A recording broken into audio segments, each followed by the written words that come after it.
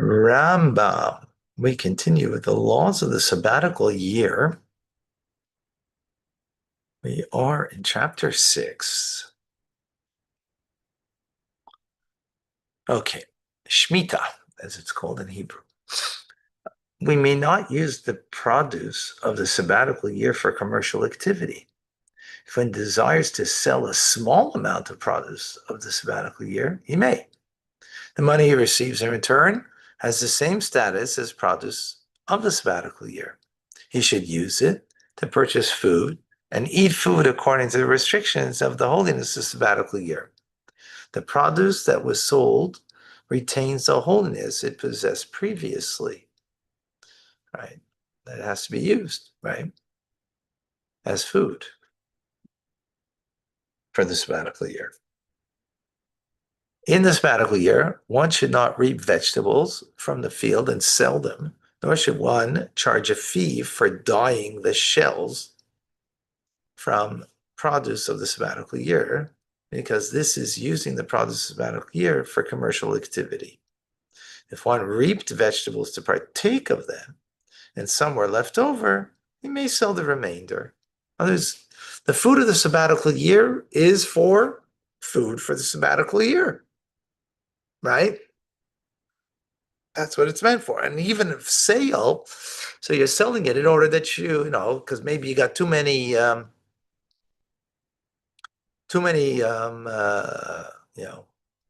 figs, and you want to sell them for some other product.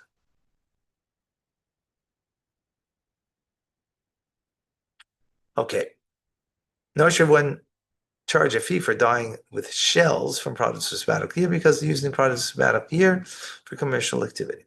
If one reaped vegetables to partake of them, and some were left over, the proceeds are considered as produce of sabbatical year. Similarly, if a person reaped vegetables for himself and his son or grandson took some of them and sold them, the sale is permitted. And the proceeds are considered as produce of sabbatical year. And therefore it also has a holiness to it, meaning that it has to be used. Holiness here doesn't mean they have to go to Jerusalem and eat it there, like the second tithe. Doesn't mean that. When the produce of sabbatical year is sold, it should not be sold by measure, nor by weight, nor by number, so that it will not appear as one is selling produce of sabbatical year. Instead, one should sell a small amount by estimation to make it known that the produce is ownerless. Because remember, even your own field, you don't own it. The produce, you own the field, but not the produce.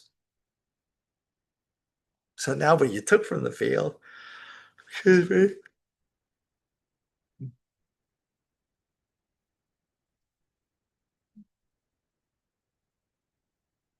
So the proceeds of the sale should be used to purchase other food. One may package those entities that are usually packaged to bring home, to sell in the market by estimation in the manner that one packaged produce to bring home.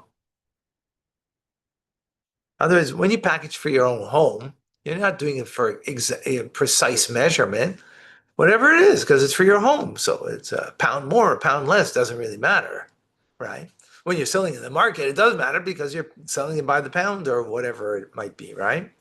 So you're not allowed to do that. You don't want to make it, you want to make it seem as least as possible that it's commercial activity that you're doing. So therefore you're not selling. So when you're packaging it, package like you package for your home.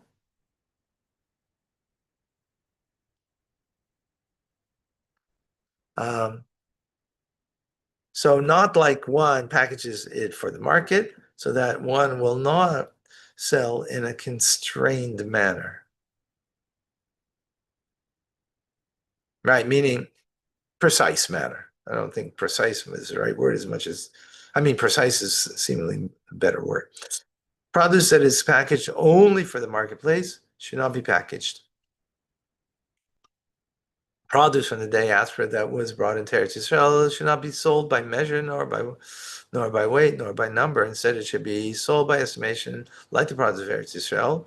If it was obvious this produce is from the diaspora, it's permitted to sell it in an ordinary manner, because these laws don't apply outside of Israel. Outside of Israel, there's no sabbatical year. So if you brought produce in, what's the problem? Why do you have to do it not by measure? Because people are not going to know that this is outside produce. But if it's obvious, right, in Israel that, I don't know, apples don't grow, right? Whatever. And this came from outside of Israel.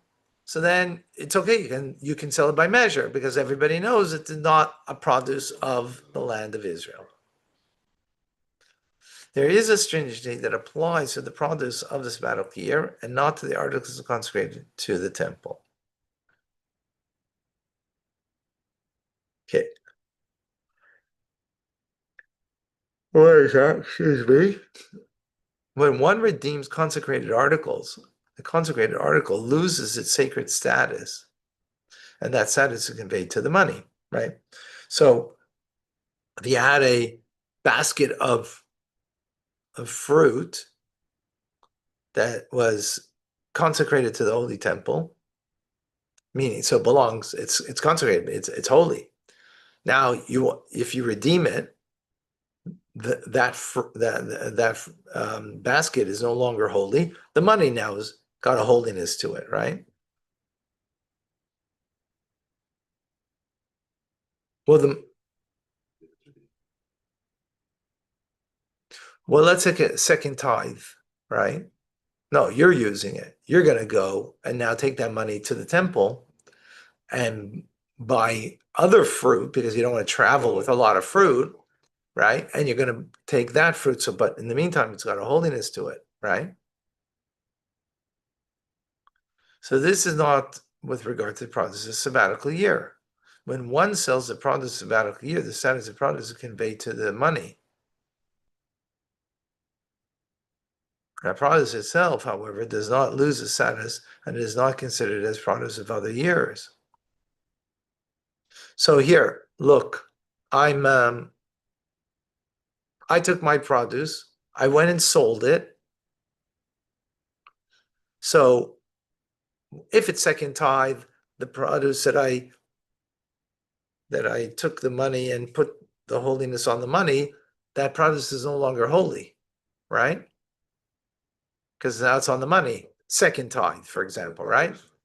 But if I took produce now on the sabbatical year, I sold it to you, and I took the money from you, that money has holiness to it because now I have to use it for other food items for the sabbatical year, right? That's where its holiness is contained. That's I have to use it in this manner, right? Well, how about the products that you bought? Is it now no longer holy? No, it is holy because you also have to eat it for the sabbatical year, right? So it doesn't lose that status.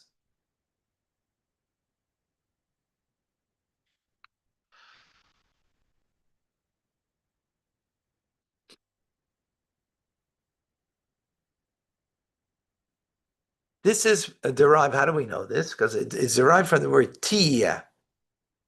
It will be, meaning it will always be in this state of sabbatical produce. And since the produce of sabbatical year is described as holy, status is conveyed to the money paid for it. Thus, the final object purchase receives the status of sabbatical year, and the status of the produce itself remains as before. So even though you bought it from me, and that money that I got has a status of holiness, and I have to buy now food with it, I can't just do it, right? If it's not holy, holy means that there's a limitation, right, on how you could use this. If it's mundane, it has no limitation. But this money is holy because I can only buy food with it. I can't go buy myself, a hat for Shabbos because it was food that I had a sabbatical year. So I can only buy now food with this, right? But the food that you got, it doesn't release it because it's on the money now, the holiness. The food that you got isn't released. It's also got a holiness to it, meaning that you can only use it for a sabbatical year. And if you want to sell it, you have to use the money that, Okay, let's see. What is implied? Number 7. A person purchased meat with the produce sabbatical year, right? Because meat, right, is not produce. So I took my basket, sold it to you for money. You gave me money. Now I bought meat with it. Okay? The meat is given the status of produce that must be eaten, that befits the holiness of produce of a sabbatical year. And one must rid oneself of it when one must rid oneself of the produce. At the end of the sabbatical year, if you have left over, right? So it's still got a holiness. It's got to be used for the sabbatical year. If one used the meat or the proceeds from the sale of to purchase fish, the meat is considered as ordinary food, and the holiness of the sabbatical year is conveyed upon the fish.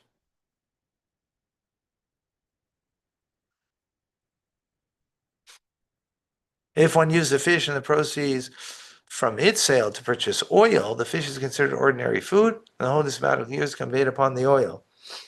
If one used the oil or the proceeds of the sale to purchase honey, the oil is considered ordinary food, and the holiness of the sabbatical year is conveyed to the honey. One must rid oneself of the original fruit, and the honey is as one must rid oneself of the produce of the sabbatical year. Neither of them may be used to make a compress, nor can they be ruined, as is a rule with regard to the produce of the sabbatical year. So once I've exchanged it the second time, right, the original fruit is holy, which means it can only be used, consumed in the sabbatical year. If not, it's got a holiness and I can't use it after. I can't use it for compress, right? Because it's not, I have to use it for something that benefits me directly. The compress doesn't. Benefiting a wound, but not nourishing me. I can't ruin it because it's got that holiness to it, right? But now if I bought meat with it, and that meat I want to sell for fish, so the meat, the second produce, doesn't have holiness to it. Okay?